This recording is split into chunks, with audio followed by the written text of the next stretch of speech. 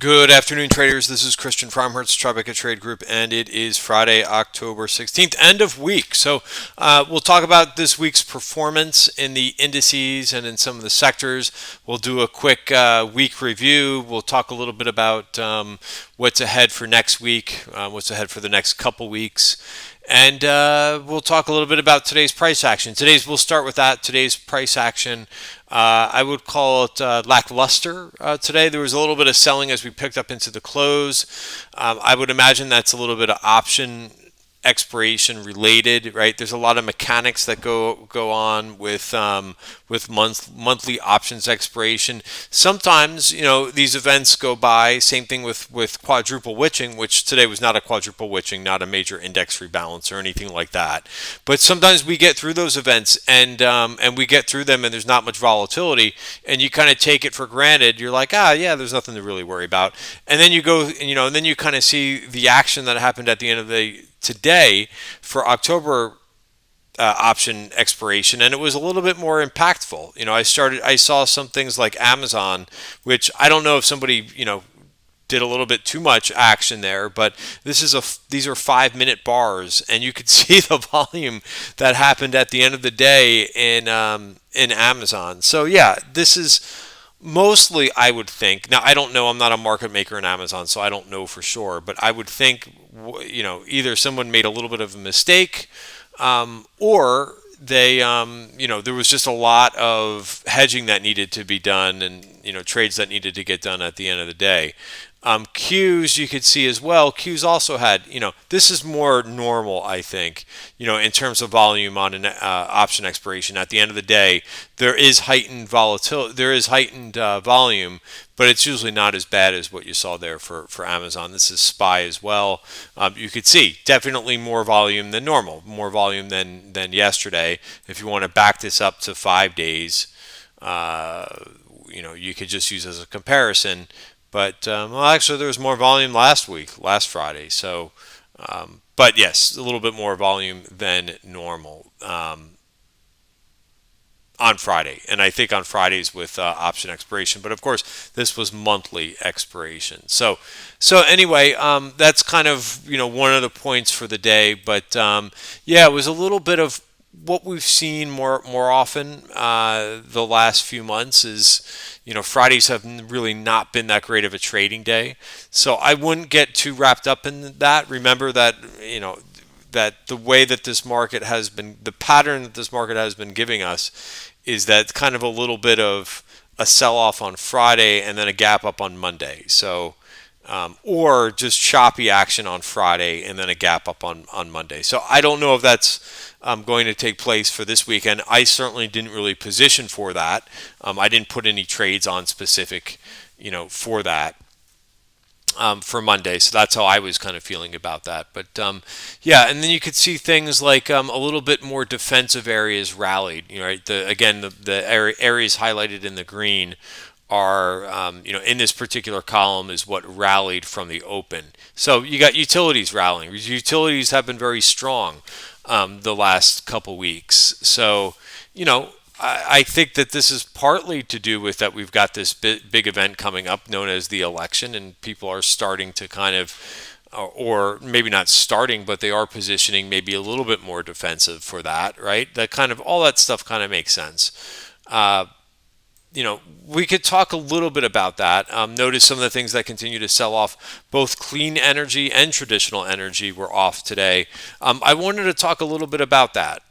Clean energy trades. These things have rallied like crazy, over the last. We talked about this a little bit, by the way, in the pre-market session this morning, the Tribeca Trade Group pre-market session. But what I said was I would just be a little bit mindful of how much these solar and clean energy names have gone up. Right, they're positioning now. I mean, this area, forget about politics for a minute. But these two ETFs, the solar ETF and the clean energy ETF, have been very strong the last couple years, right? So that is kind of, doesn't matter like what political thought you have.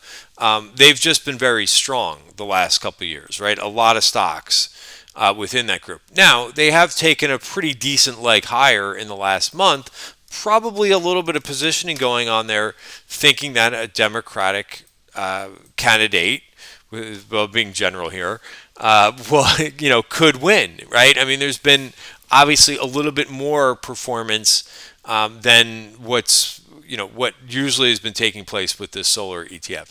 So just be mindful, right? We started this week where we talked a lot about buying the rumor and selling the news, right? Apple, Amazon had two big events this week. What did the stocks do? They ran into the event, and then what did they do on the event? Nothing. So big gap up on Monday, right, for Apple, right? This is how trading works 90% of the time, in my opinion, right? And everything that we're going through in this video obviously is for information purposes only. These are my opinions that I'm giving you, not advice. So my opinion is 90% of the time it's buy the rumor, sell the news. Every once in a while, on the actual news event, the stock could really go up decently. So this is Apple. I'll get to that in a second, where a stock actually went up on an event. But this is Amazon. Look at what Amazon did last Friday and Monday, leading into Prime event. I know a lot of traders have a tough time with this. It's the same thing with earnings too. For the most part, the moves are made into earnings, and then it's a fizzle on the day of earnings. Not all the time, maybe not 90% of the time, but it happens an awful lot, depending on the path. Now, here's an exception. Zoom, they had an event this week, right? They had like an analyst event, and it was, very widely, it was received very well. So the stock actually rallied hard after it. So I think this is the exception to the rule, right? I don't think that you see this that much. Like another one that had an analyst day, about a week ago was Marvell Technology. Ran into the event and sold off a little bit after the event. So take this principle with you. Again, I try to talk about different lessons in these end of day videos. I don't get into too many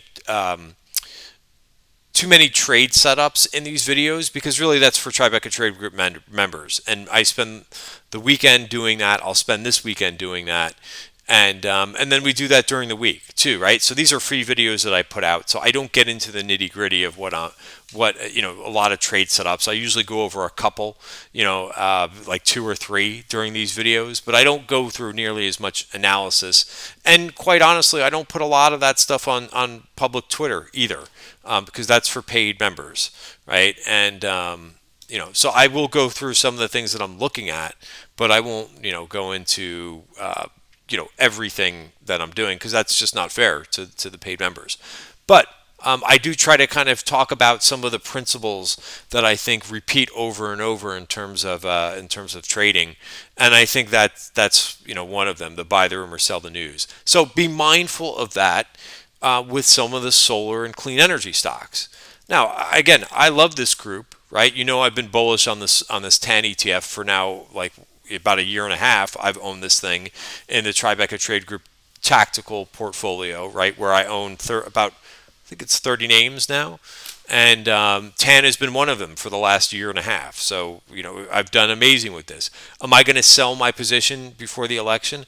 Maybe I take a target on this crazy move, but I mean, from a chart perspective, it does look like it's putting in some type of a bull flag, but maybe it comes down and visits this 20-day moving average, or maybe not. Maybe it does break out. So let's talk a little bit about the election, right? So, and not political stuff. We need to know how to kind of trade this a little bit, right? You're just going to have to get over, trying not to be super, super political, and separate trading from it a little bit.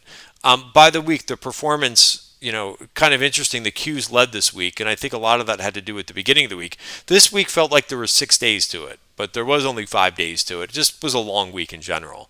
Qs were up for the week. SPY was flat for the week, as was the diamonds, and small caps were down just a touch for the week. International areas were down for the week.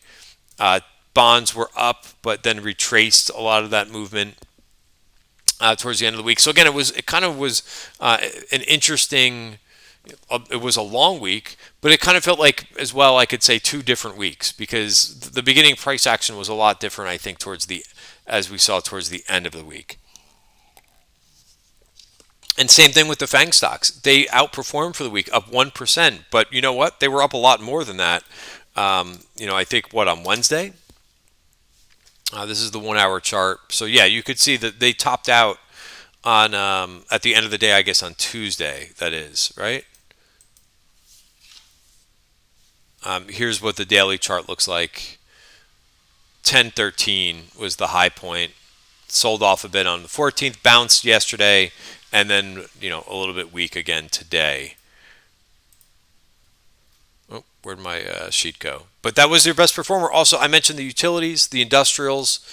Let's look at the utilities just for a minute, and then I'll talk about positioning a little bit for the election. Why is this not updating? Maybe I need to switch time frames. Or is that what it really looks like? Oh, sorry, I needed to zoom out there. Like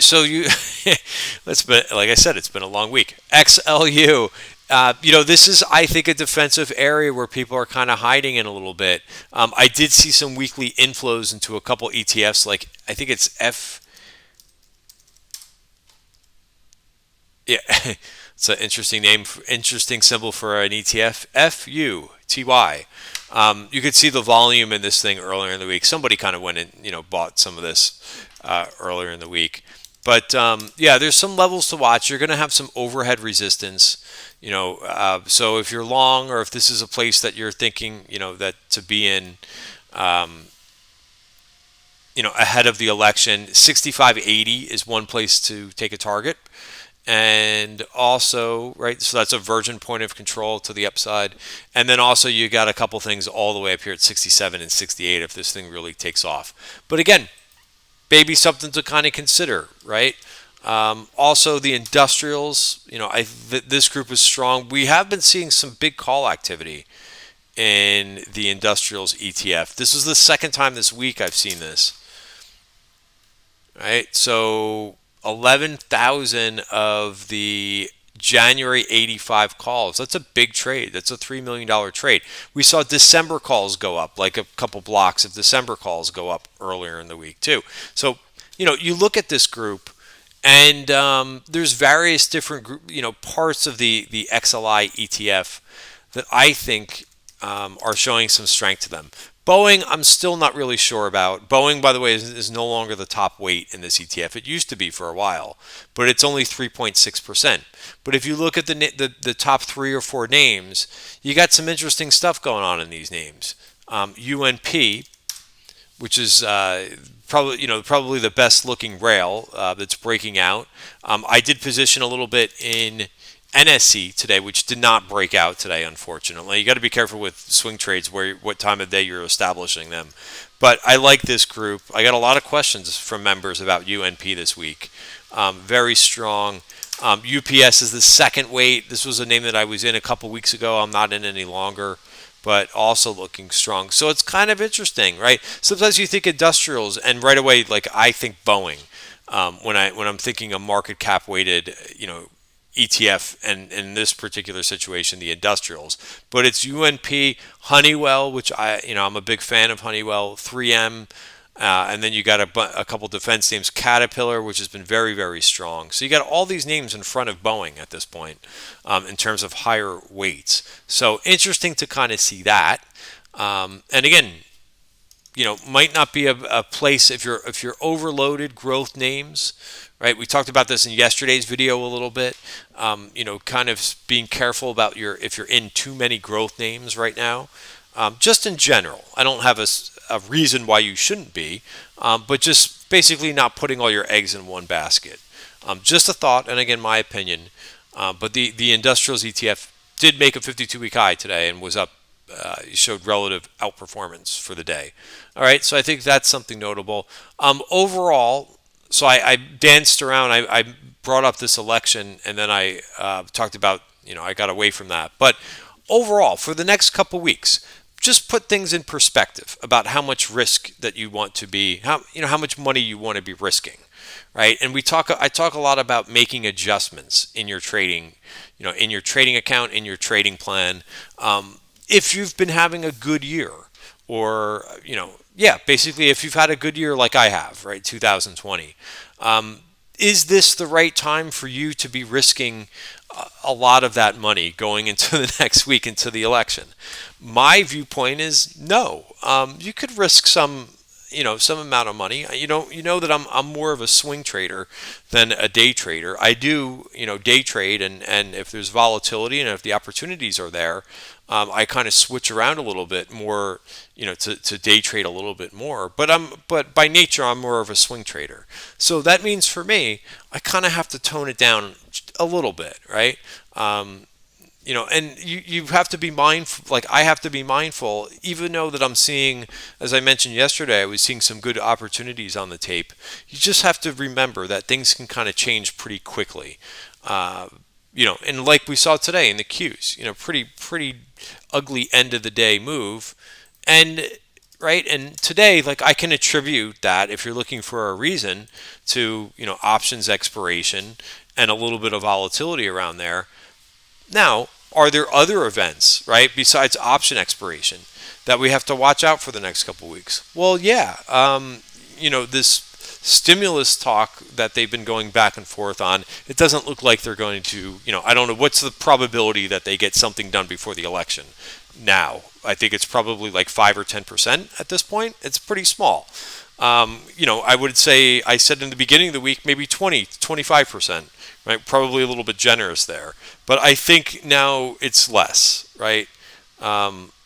It could still happen, but I think you got to put the probability a little bit lower. So that's not going to be a tailwind for the market in the next couple of weeks, and you got to think that people are going to be making some adjustments going into the election, right? Now, what that could do, for me, I think if I'm being smart about this. There could be some really good buying opportunities because of that. But you got to have the cash available. You got to, I have to increase my cash balance to be positioned correctly for that. Now, if that doesn't happen and the market just kind of shakes it off and does what it does, and as a more of a contrarian thought, just continues to kind of chug along, ebb and flow, go up a little bit, down a little bit, maybe up a little bit more, then of course what I am going to have some trades in place, but I'm just not going to be as exposed as I normally would. Right? So I hope that makes sense. As I've said before, I'm not going to unwind all of my equity exposure because of this election. Am I going to tone it down? Yes. Right. So that's the adjustment that I'm referring to. All right. And then I know a lot of people trade options, including myself. I trade both options and stock. That also means watch your short-term exposure in options. Why? Because options are riskier, right? They can fluctuate, especially if you're trading short-term options, which by definition are less than 60 days. I'm not talking about super short-term options like weeklies, but anything less than 60 days is going to be very volatile. In general, right?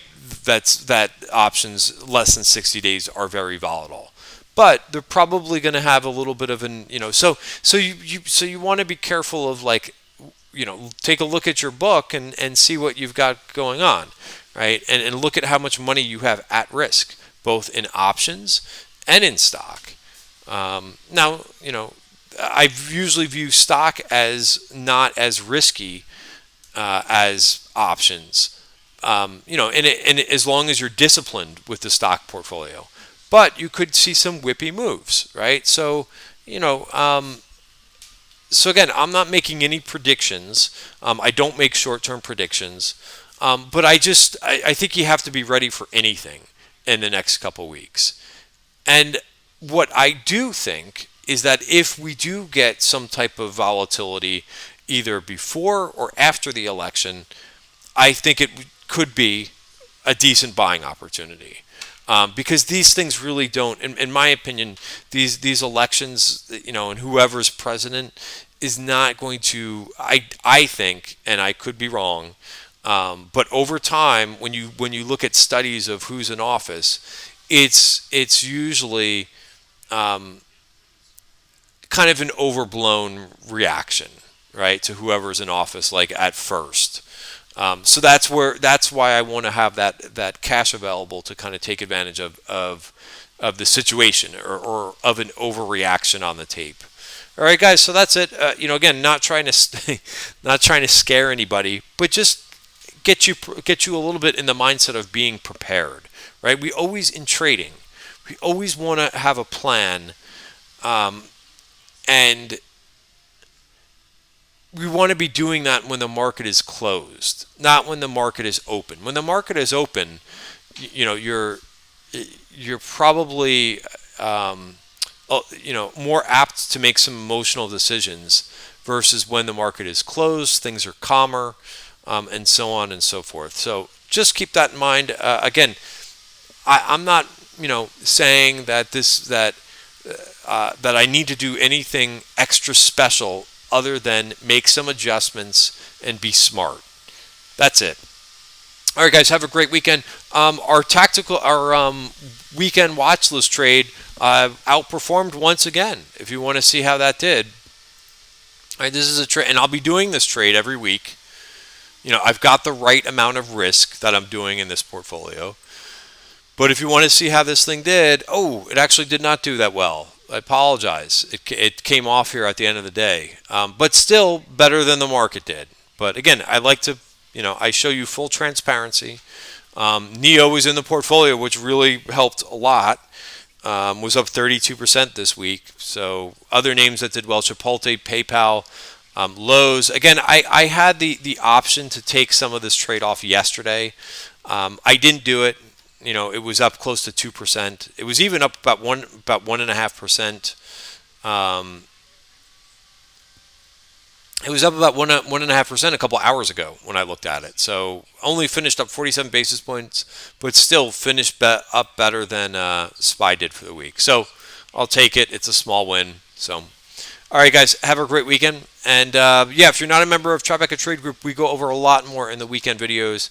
I go over my watch list. I go over individual setups. A couple of things that we talked about in yesterday's video worked pretty well. I did get out of this trade completely. Lennar, I got out of 2/3 of it, in the first 15 minutes on this breakout, but I'll revisit it. MSCI is another one that I hit several targets on. So, nice trade in this one, and I'm looking for continuation. I still have a portion of this one on. All right, guys, have a great night. See you tomorrow. Monday, sorry.